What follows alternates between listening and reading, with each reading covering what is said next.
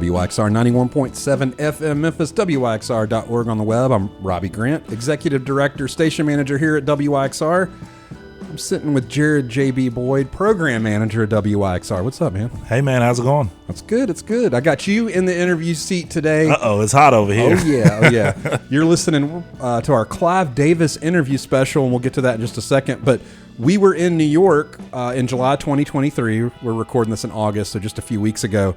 And we were in New York because you got the opportunity to interview Booker T. Jones on the Lincoln Center stage. What was that like? I'm still shaking, man. It's been a few weeks already, but everywhere around town, people are asking about it, and I can't wait for the people to hear it. Yeah, and so you can go to WYXR.org and sign up for our newsletter, and we'll be airing that at some point in the next couple weeks, and so tune in there to find out. But we're here to talk about this Clive Davis interview. We've got a new board member that just started this year, Isabel Gonzalez Whitaker. She lived in New York for 20 years, and when we said we were going up there, she reached out and said, I can connect you to some of my contacts up there. So she did that, and one of those contacts was Clive Davis. Crazy. Not crazy enough that we had the Booker thing. Now we have to double down with some more craziness. Yeah. So you interviewed Booker on Wednesday, and we woke up Thursday and went to go interview Clive Davis. So you can't say no to that. Can't say no. You just have to prepare. Yeah. And just for the uninitiated, I mean, almost everyone we say we interview Clive Davis, like, oh my gosh. But for the completely uninitiated, who's Clive Davis? I mean, I know. I mean, a music legend, still working at Sony Music, just an incredible kingmaker, king and queen and everything else, behind many, many careers. And, even some that were already going, he rejuvenated them with his special touch. Yeah. A man that he could call his hits like Babe Ruth when it comes to music business. Well, we were lucky we got to talk to him specifically about some Memphis-centric stuff. So let's jump into that. We'll play some music this hour and just hang out and maybe talk a little bit more. Let's talk.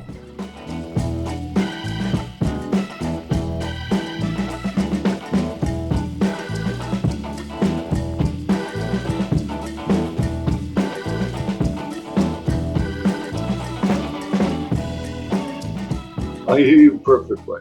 Fantastic. How are you doing today? I'm doing great. Awesome. Well, I don't know if it's afternoon or it looks like it maybe is an evening where you are, but I'll go ahead and say good afternoon. My name is Jared Boyd. I'm the program manager at WYXR radio station in Memphis, Tennessee. Yes. Okay. Please. I'm in Capri, Italy. Go ahead. And it's 5 after 4, roughly. Fantastic. Well, I'll get right to it, and I appreciate your time being with us today, and we'll let you get back to enjoying yourself in Capri, Italy. But I want to talk a little bit about Memphis and Memphians that had an incredible impact on the music industry. And when I think of your career and I think of my hometown, I definitely think of Aretha Franklin. So I was wondering if that would be an okay place to start talking about your impact on Memphians who have then impacted the music industry. Could you tell me about your relationship and working with Aretha Franklin? Well, all of you and everybody in Memphis knows that there was no one like Aretha Franklin. She was indeed the queen of soul, and she earned it. She earned every bit of it way before I started working with her.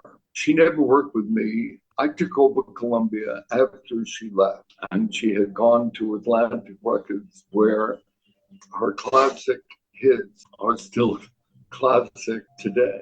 At the end of her working with Jerry Wexler, who produced all of her classic hits for Atlantic, she had done 2 or 3 albums that had not worked. And she saw that at my brand new company, Arista Records, I had signed Dionne Warwick again years after her hits with Burt Bacharach and Hal David. And we just nailed it with a platinum album, Grammy Awards, I'll Never Love This Way Again, Deja Vu. So Aretha called me. She asked if we could have dinner at her house in Los Angeles, and she would cook for me, okay? We hit it off right at the start of that first dinner. She was saying, look, I'm nearing 40 years old. Do you think I could still have hits in this primarily youth-oriented business? And one of the great challenges of my life, apart from discovering new artists, is picking those few, what I call all-timers, ALL, all-timers, who cannot stop recording because they're unique, they're unquestionably special. And so whether it was originally with Dion or certainly with Aretha, we joined up, we had hits again. She won Grammy Awards again. Her records with George Michael, I Knew You Were Waiting for Me, with Annie Lennox sisters are doing it for themselves. Jump to It, duets with Luther Vandross.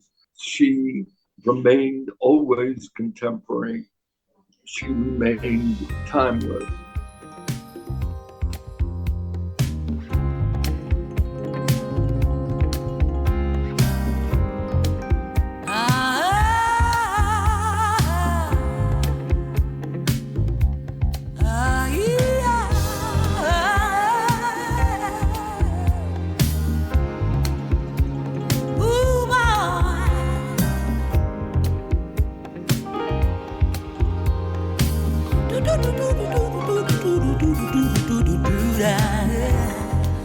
All I think about is your love and how you really knock me out, boy. You mean more to me than any gift that you can give, because your love is what I live for. More than a pretty flower, you send me every hour. There is no only reason why I'm in love with just your love, love, love, love, your love, your love, love, love, love, your love. Oh, what a mystery. Loneliness was holding me and promised not to let me be known. Then quite suddenly, the world's a better place to be. I thank you, love, for saving me now. And I don't know all the reasons I've got a love attraction. If I could know the answer, I would feel so much better. Maybe it's how you kiss me whenever you have missed me. So many whys to think of. That's why I knew it's just your love, your love, oh, your love, your love.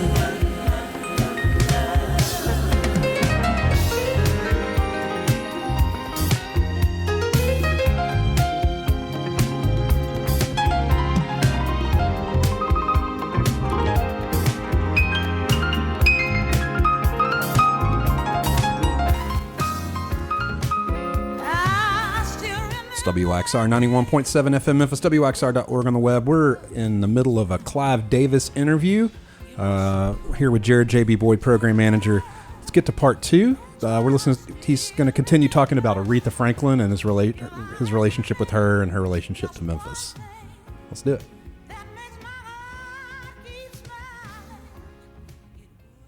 I've been blessed that I've been with a number of major artists, you know, whether you go out to dinner with them, whether you go to an event with them.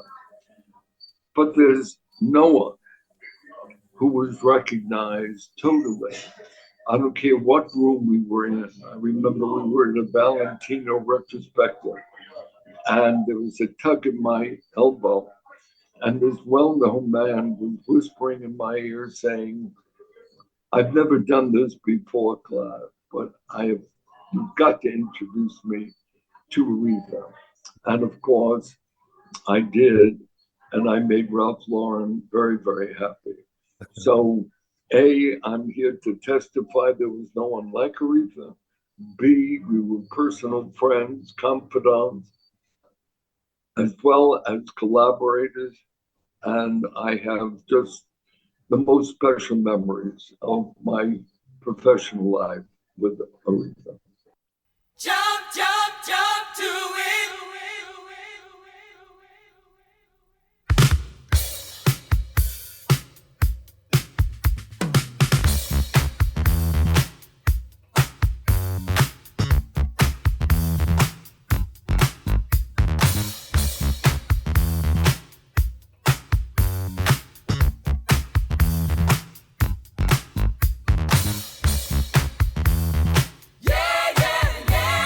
Girl, I got to go. Got to go now, really. Yeah, I'm kind of in a hurry. Here's the reason why.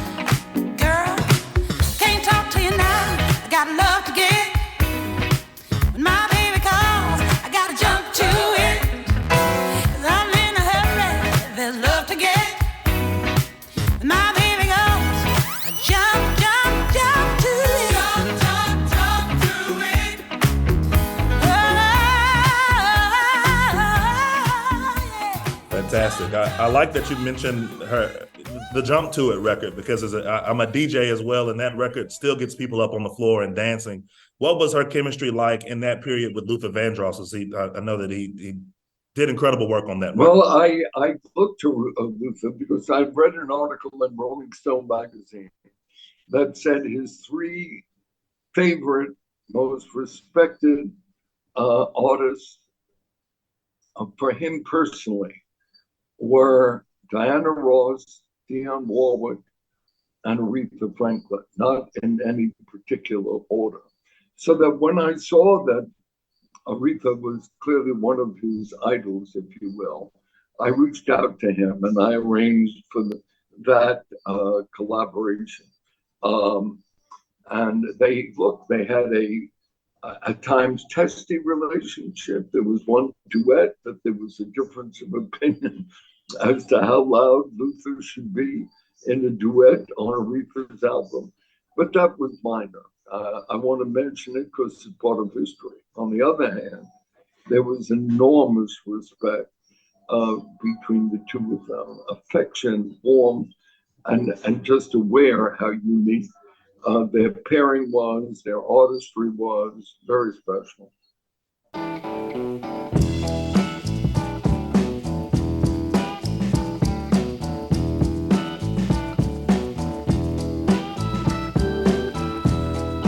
It's WYXR 91.7 FM Memphis. You're listening to the Clive Davis interview special. I'm Robbie Grant, Executive Director here at WYXR, sitting with Jared J.B. Boyd, Program Manager and Interviewer.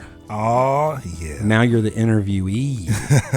Man, such a deep history he's got with Aretha. That was exciting. It was some exciting stuff. I mean, you can tell more than just a collaborator that he truly adores her as a human being. And,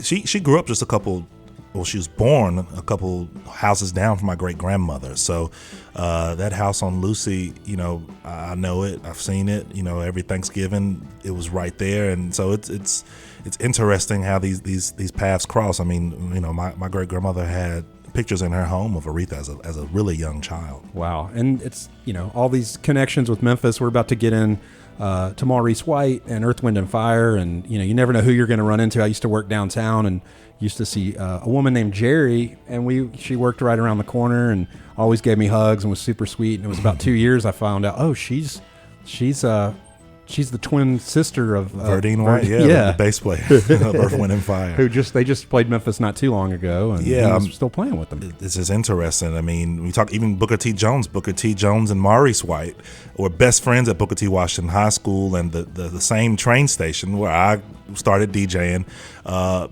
Booker the train station is a hotel with a bar in it, right. And the bar has a DJ booth instead of a piano right. booth. But yeah, Booker dropped Maurice off at that train station so that he could go move to Chicago, which his career took off from there. But Maurice always had family in Chicago, and so his brother Verdine grew up in Chicago. Got it. But Jerry is down here. So sometimes families can be like that in Memphis and Chicago and St. Louis, and it's just the Great Migration, as they call it. Yeah.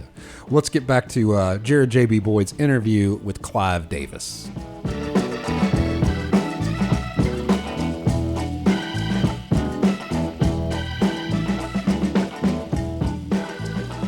I spent the day yesterday, and much of my trip was centered around an event with Booker T. Jones of Booker T. and the MGs. His closest friend in high school was Maurice White. Do you remember working with Maurice White much of Earth, Wind & Fire? I certainly remember that I went to a concert, never knowing about Earth, Wind. I went to see an artist, and somehow opening for John Sebastian was Earth, Wind & Fire. I was blown away by them.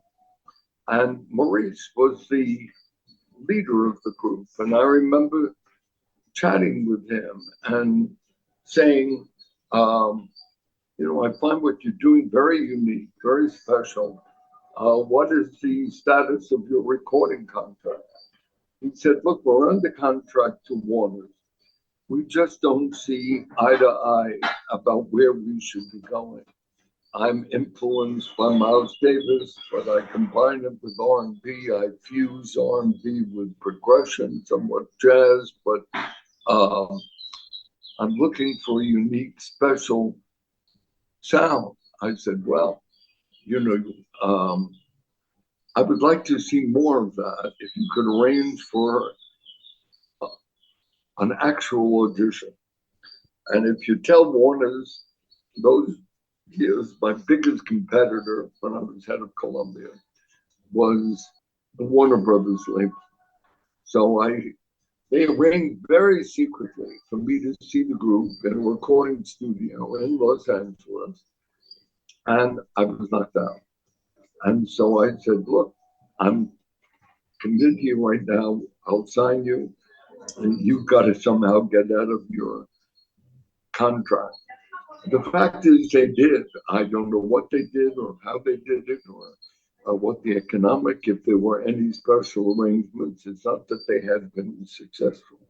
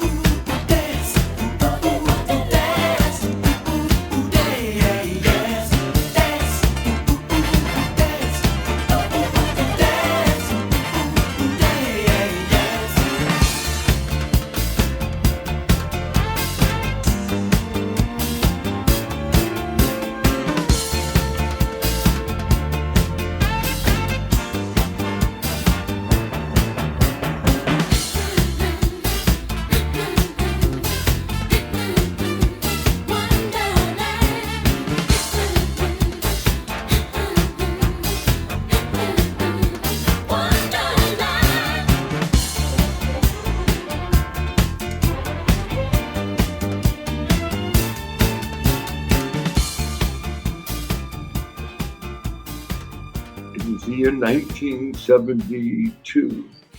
And I said, look, how am I going to alert everybody at Columbia Records that this group is special, it's unique? I arranged for our annual convention to be in London. And I flew the group over there. And it was a sizable commitment in those days for an unknown new group. But I remember saying to the several hundred people at this annual convention, first time abroad, I said, look, this group defies any kind of pigeonhole definition. They're unique, they're special, and I really flew them over so that you could see them, you can understand what I'm talking about, and that each of you in your own way can do the best to launch this spectacular group. Well, I've got to tell you, Maurice, Radim, Ralph, they've never forgotten it. I mean, obviously, Maurice is no longer here, but I just got love for him always from him, and I continue to get it. from the rest of the group. There's not a special occasion that I have that if I ask Oakland and Fire to perform, they do it without even thinking. So yes, I remember Maurice White with respect, with the warmest affection, and the specific memories that I've shared with you. It's WYXR 91.7 FM, Memphis, WYXR.org on the web. You are in the middle of the Clive Davis interview. I've got the interviewer here with me, Jared J.B. Boyd, program manager here at WYXR.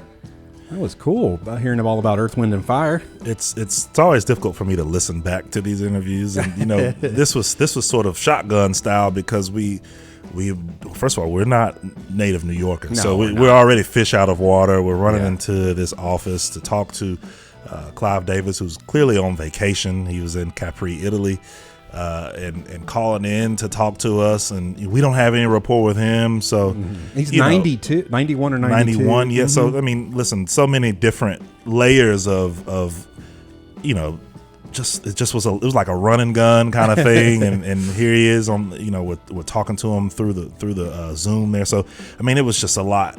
So I tried to make sure the questions were concise and he could hear me and understand. I was trying to feel his energy out. It was just a lot of different. Yeah, one of the things you did in research leading up to it, just reading about Clive Davis's history with Memphis, one of those connections was with an interesting Memphis businessman that was from here that worked with Clive, Logan Westbrooks. Yeah. I was reading a little bit about the entire fallout between Stax and Columbia, and with Clive Davis exiting the parent company there, and his handshake deal with Al Bell. And in Robert Gordon's book, he mentions Logan Westbrooks, who was a native of South Memphis, so just down the street from Stax, would have been probably blocks away, and went to Booker T. Washington with a lot of the artists who played at the original studio at Stax there. And so I was able to get in touch with him and ask him a little bit about his time working for Clive Davis at Columbia. They were sort of like, he was kind of his right-hand man as it regards to black music, and the sort of larger vision that Clive had for implementing black popular music into the Columbia catalog.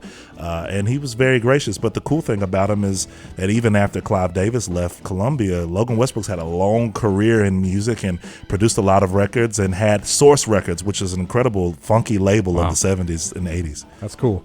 Well, let's hear some of that interview, and then we'll hear something that Logan produced at the next break. He's got a classic that he produced for sure. All right, let's get back to it. Clive Davis interview here on WYXR 91.7 FM.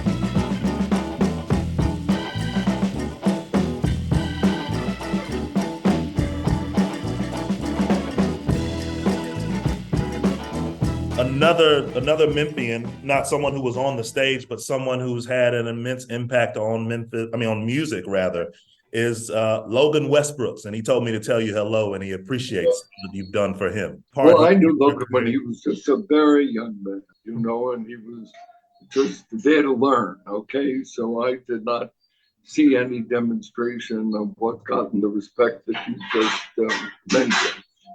But he was a very, very bright young man, loved music, eager to learn, and I allowed him to watch the process. I allowed him to attend meetings and to get insight. And I'm very glad after all these years to hear the warmth of his reminiscence that he shared with you. Awesome. Thank you so much. If we could talk a bit about Stax Records and, your last period with Columbia and the role that Stax played in that, and your relationship with Al Bell, and whatever arrangement that could have happened from a successful partnership between Stax and Columbia Records under your direction. Well, one of the frustrations in taking over Columbia after I had established rock as a primary successful genre for them with Janis Joplin, Blood, Sweat and Tears, Chicago, Santana, and the like, was a lack of success in what has been called R&B music. And I was not there when Aretha was there. And so the fact that they had Aretha, didn't know really how to deal with her successfully in making hit records. There was always a diversion. There was always a conflict, that the promotion team was not getting hits, or the A&R team was not getting promoted correctly. So I decided two things. One is I made an arrangement with Philadelphia International Records, and I chose Gamble and Hobb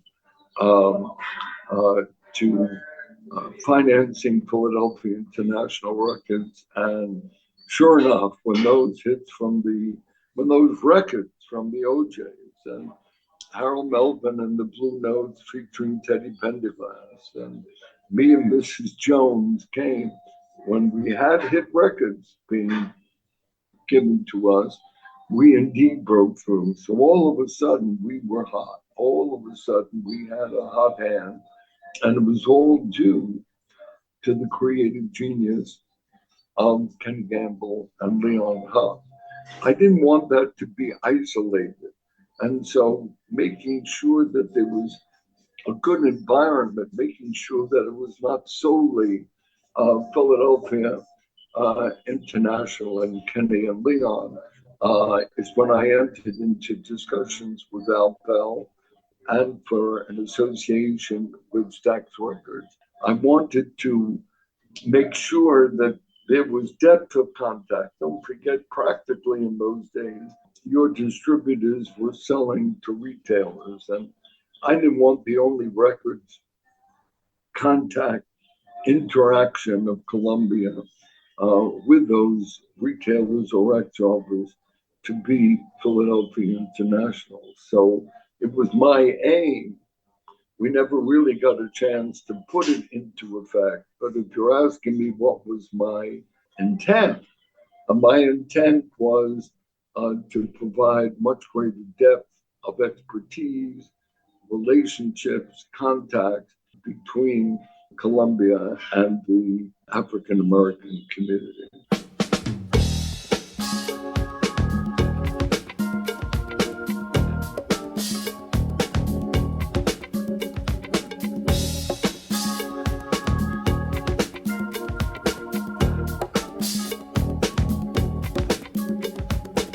What you got until you get what you need, y'all.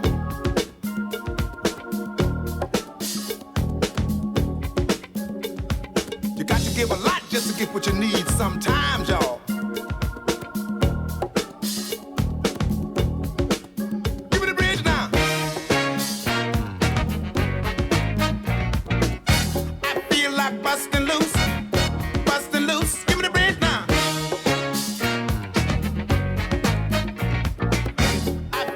Bustin' loose now. Bustin' loose in the evening. Bustin' loose can be pleasing. Talk about bustin' loose, y'all. Bustin' loose in the meantime. Bustin' loose make you feel fine. Talking about bustin' loose, y'all. Bustin' loose to my love Jones. Bustin' loose to each his own. Talking about bustin' loose, y'all. Love Jones, bustin' loose to each his own. Give me the bridge, y'all. It's WYXR 91.7 FM Memphis. You're listening to the Clive Davis interview. I'm Robbie Grant, Executive Director here at WYXR, here with Jared J.B. Boyd, our Program Manager and interviewer of Clive Davis. What was that? That was Bustin' Loose by Chuck Brown and the Soul Searchers. Man, this is the fun thing about researching Memphis music and Memphians. Even when I think that I know every Memphian that's done everything, I always find somebody new who grew up here or is connected to home and that has done incredible things in the music business. I mean, as someone who can do a whole DJ set and tell you about every song that I've played and how it connects back here, man, to have Chuck Brown, the Soul Searchers, Bustin' Loose, produced by someone who is a graduate of Booker T. Washington High School here and Lamont Owen College here. That means I can just, the next time I do a Memphis set, I can throw this in. This song is an iconic funk, and man, the go-go scene in DC goes crazy for that song. So I mean, I was already playing it, but now I can tell people that there's a Memphis connection and a connection to Clive Davis. Yeah. You never know when you're mentoring someone what they might go on to do. Yeah, that's what we're all about here, connecting folks here in the community in WYXR. And you can go to WYXR.org and sign up for our newsletter and find out more. We got a couple more little segments here of our interview with Clive Davis that took place in July of 2023. Let's hear a little bit more. This is we'll just play it, and then we'll be back in just a couple minutes. Sure. What do you think? Yeah, let's do it. You know, I gather that from that interaction and from the music, you know, as an artist, or excuse me, rather as a music focused journalist who is primarily focused on Memphis and its geography and the implications of that. You know, you have Philadelphia International, a northern company, Stax, a southern company. You know, does geography, you think, matter in music then, and does it matter now? Well, I didn't think whether it was. I never thought of it as northern and southern. No, I mean, it's music. I mean, so I never thought of regions when I signed artists. I did it based upon belief and the creativity. I honestly never thought of it, and I know the thrust of some of your thoughts or commentary has a regional emphasis. It really was honestly not part of my thinking at any time. I mean, the most I could say as far as thinking, and it had nothing to do with R&B, hip hop, Memphis, or otherwise, was really San Francisco in the early days of rock. And Bill Graham was up in San Francisco. The Fillmore West was up in San Francisco. So I did open up an office of Columbia, A&R by David Rubinson. And that is what's coming to my mind to answer your question fully as far as geography or regional. I thought that San Francisco would continue. Carlos Santana lived up there. I auditioned him and signed him from there. And that's the time I remember as being, other than Nashville and country music.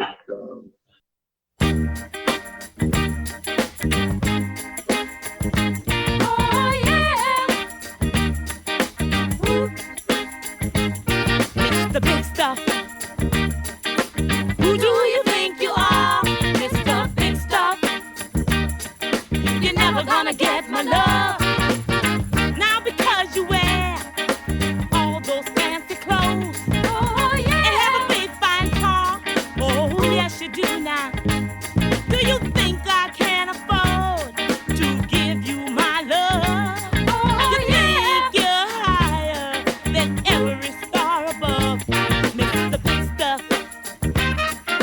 Who do you think you are, Mr. Big Stuff? You're never gonna get my love. Now I know all the girls I've seen you with. I know you broke their hearts one after another now, bit by bit. You made them cry.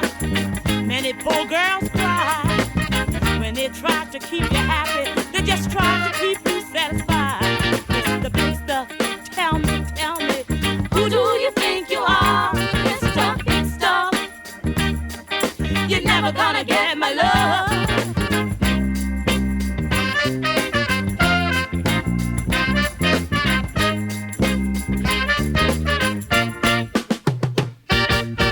I'd rather give my love to a broke guy that has a love that's true, oh yeah, than to be fooled around and get hurt by you.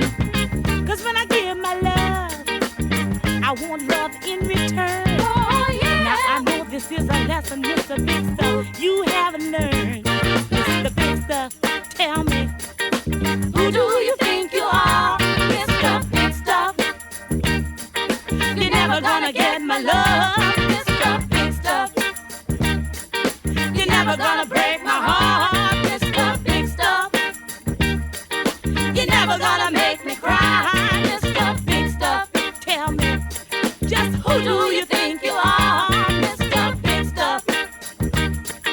You're never gonna get my love, Mr. Big Stuff.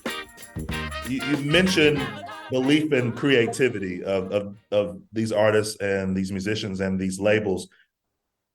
What was your belief in Stax's creativity? I'd say that was a pretty prestigious arrangement for them to enter into, especially a company that had been sold previously a few times just before interacting with you during your time at Columbia. Are there any artists that stick out, producers, or was it the relationship with Al Bell? What about Stax gave you belief and faith that they could help you to bolster Columbia's interaction with Black music markets? Well, it was appraising the artists that they had. My interaction, frankly, was too brief to sound expert to answer you fully. I had very good meetings with Al Bell. Our discussions, we always seemed to be of similar mind. I was very aware and respectful of the artists that were on Stax. Beyond that, I'd be improvising. Well, I truly appreciate your time. I don't have any other questions here on my sheet, but I thank you very much for taking the time to meet with me, and I applaud all of your work. I know this is a very specific slice of your life, but there's so much that I'm sure that you could share with me, but I know you got more fun in your head, your day ahead. I hope so, at least. Well, that's so nice of you. Yeah, look, right now I've just produced the movie on Whitney Houston's life, co-produced. I'm very proud of it. It's doing incredibly well on Netflix. I recommend that film. I Want to Dance with Somebody to all your listeners. And we're currently embarking on a new documentary, which will survey really the almost 50 years of the night that I throw a party. It's called My Pre-Grammy Gala, the night before the Grammys every year.